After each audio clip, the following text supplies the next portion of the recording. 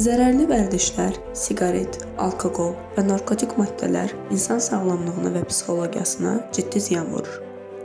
Siqaret tənəffüs və ürək-damar sisteminə mənfi təsir edərək xərçəng və infarkt riskini artırır. Alkoqol beyin fəaliyyətini zəiflədərək yaddaş problemləri və qaraciyər xəstəliklərinə yol açır.